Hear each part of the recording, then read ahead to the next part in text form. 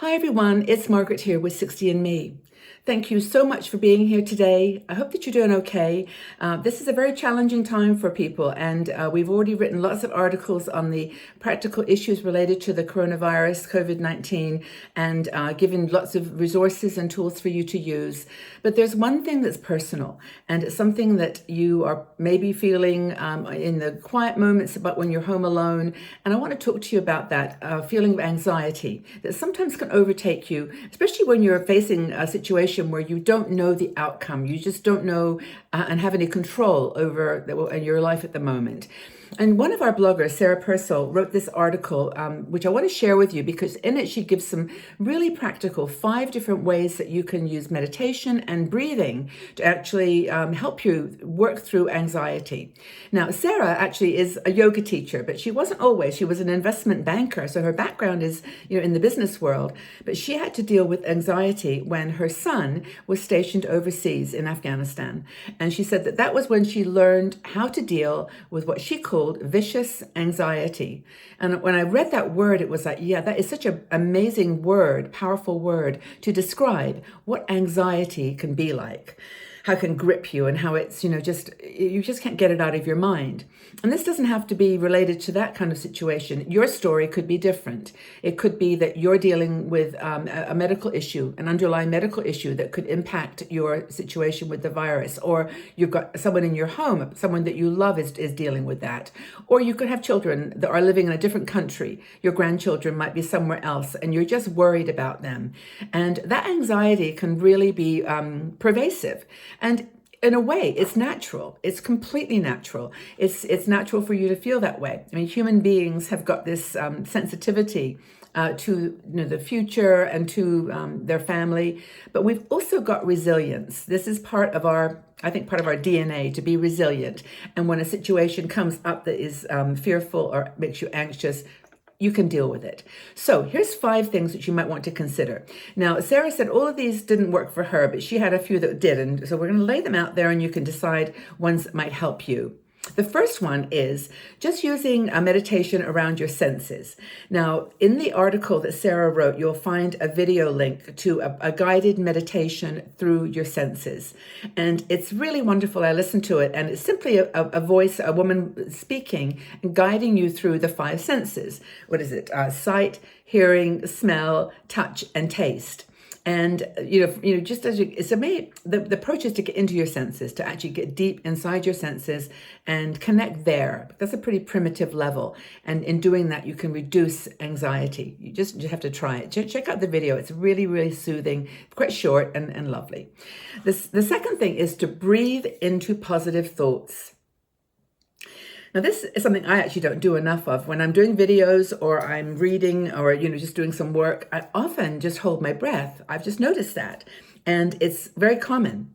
But you can use breathing just in and out to release anxious thoughts. I know I've done this in the past, like when you go into a meeting or when you're a little bit nervous about something. Take a deep breath. And that really honestly helps. Just 2 minutes, not even that. Just breathe. Just let your breath calm you. The third thing is alternative nostril breathing or nostril breathing. And one thing that, I'll just briefly show you how this works. And perhaps some of you have already done this, but if you just put your left hand on your thigh and you take your right hand and just hold it palm up.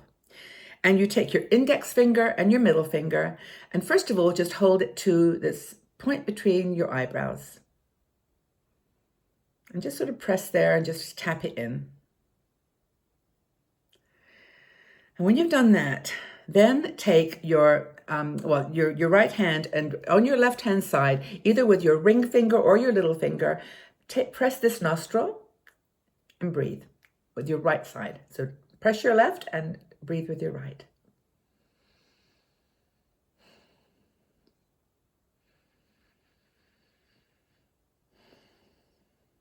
And do that 5 or 6 times.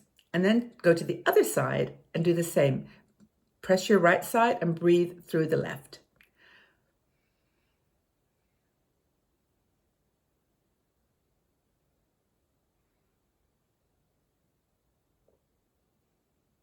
It's really, honestly, if you just do that 5 times, you just feel your whole body kind of calming. And then there's an approach where you can do alternate. So with your right and then your left, right and then your left. It's very alternative breathing is very common in Indian meditation. Pranayama is what it's called in that practice, but it's a very breathing can just unleash all kinds of fear and anxiety. It calms you down completely.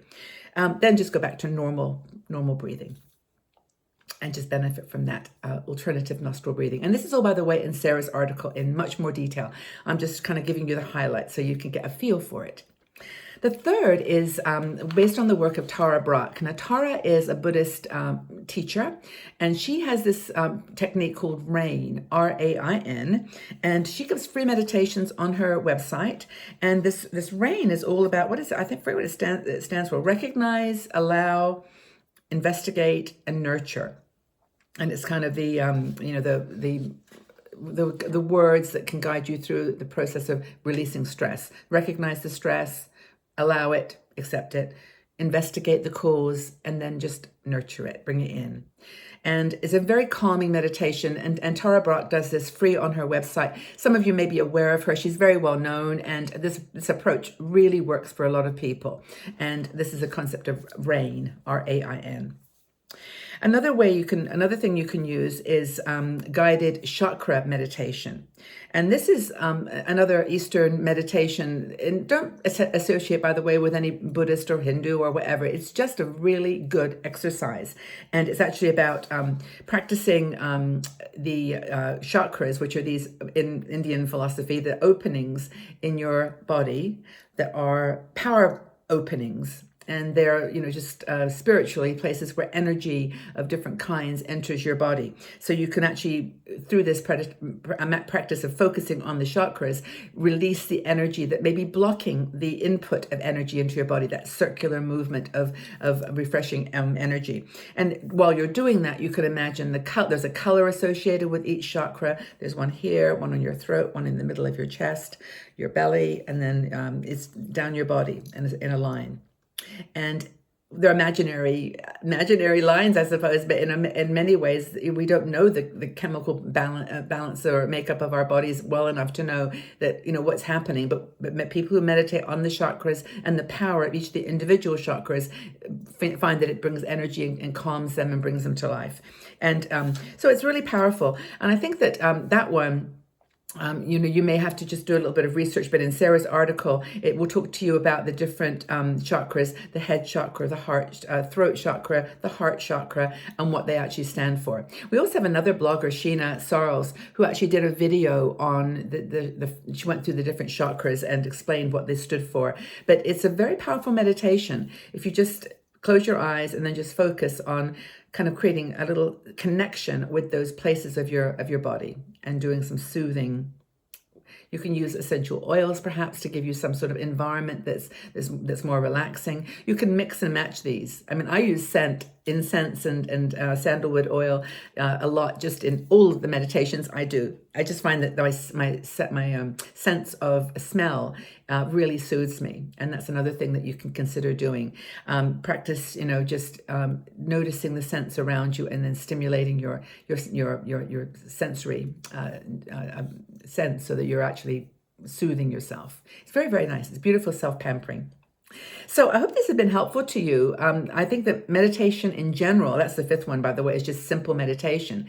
Meditation on your breath or a mantra. It's just, it's 20 minutes twice a day or even once a day, whatever you can do. That's actually just in itself a very, very soothing exercise, because the point or the guidance with meditation is to not think, not to dwell on the thoughts, you'll think thoughts because they come up anyway. They always do. But in meditation, the idea is to put those thoughts, say, I accept you're there, go away. Or, just a thought, just thinking, just a thought. No judgment, no association, no emotion with it. Just let it go. And I'll think about that later. And right now, I'm just going to focus on my breath. And that's the beauty of meditation. where you're simply focusing on your breathing. So those are some ideas. I think that the one around the senses is one that I found particularly powerful. Maybe it's just me and my touch, and I'm a very sensory person, but that one worked really, really well for me, along with normal meditation. But perhaps the others will help you too. So let us know what you found. I mean, first of all, what is the emotion that you're feeling right now? Are you feeling a little anxious, or how are you dealing with that? Have you got some practice, prayer, perhaps meditation, something that you use that you could share with us? It would be really nice to know what you're doing and to be able to learn from your experience. So take good care, everybody. Thank you so much again for being here. I hope that you're okay. Stay safe and well, and just know that you're here. We're here for you, and we're here as a community for each other. Check out people who are leaving comments where you think there might be someone that needs some help. Let's do what we can to stay strong and well together in this battle. Take very good care of yourself. I know that you're loved, and we'll see you all again really, really soon. Bye-bye for now.